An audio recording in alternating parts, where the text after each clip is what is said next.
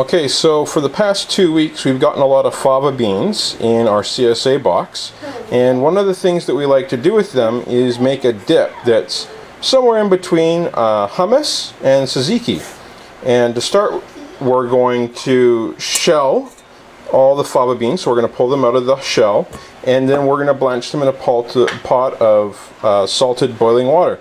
Okay, so to shell fava beans, we've got two sides on the fava bean. We've got the outside, or the curved side, and the inside, which is concave.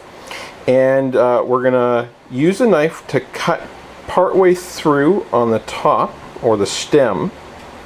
And we're going to cut from the inside to the outside. And then you're going to pull the back down, almost like a zipper. And it's going to allow you to get your fingernail in there and pop out the fava beans. Definitely the easiest way I've found so far. What are you doing, Daddy? I'm opening up fava beans. Why?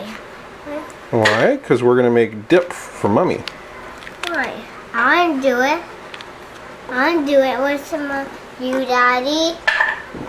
I want to do it with you, Daddy. Alright, you can try the next one. Okay.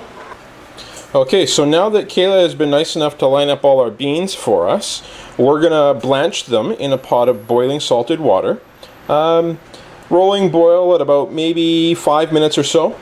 And we do this for two reasons. The first is the beans obviously not cooked, and it's going to be a lot easier to blend up like you would hummus if it's partially cooked.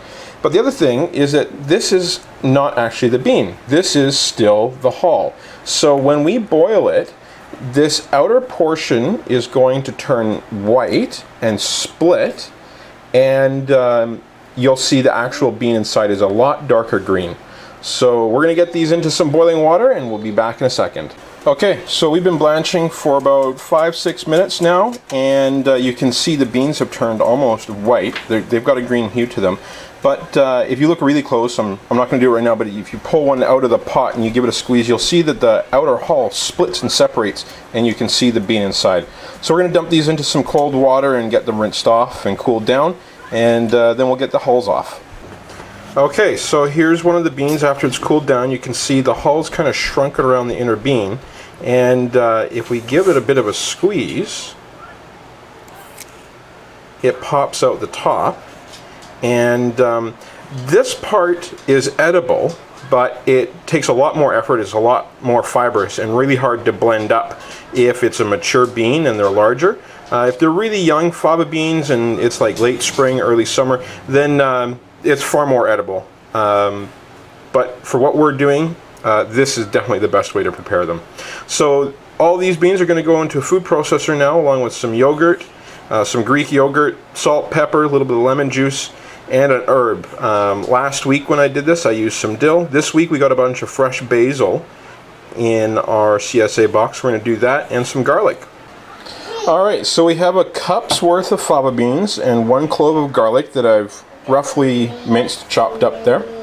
My idea on the basil got vetoed, so we're going to use dill again, and some lemon juice, salt and pepper, Greek yogurt, and we'll just add Greek yogurt until we get the consistency we want. I'll have Allison link the actual recipe down below so that you can reference that. I'm kind of winging it at this point because I've used the recipe once, figured out how we like it, so I'm going to do that again.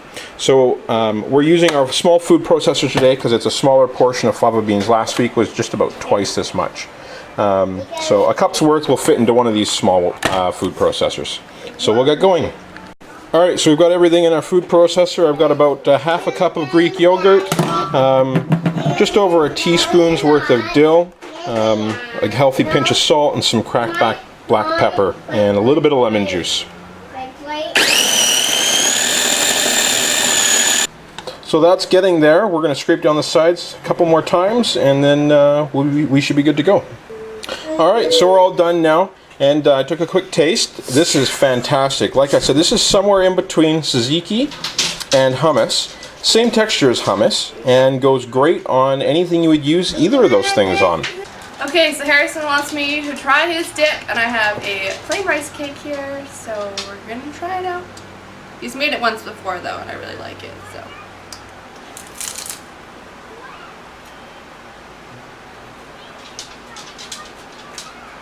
It's delicious. It's like garlicky and lemony. It's more garlicky this time, I feel like. Mm-hmm. But I Yeah. like garlic. Well, there were less fava beans. Last time I had almost twice as much. So. And it's lemony and I can taste dill. That's delicious. Ready? Mm. Bite. Let me have some. Let's see what Kayla thinks first. Listen. You like it? Let's dip some for Riley. Ready, Riley? Yes.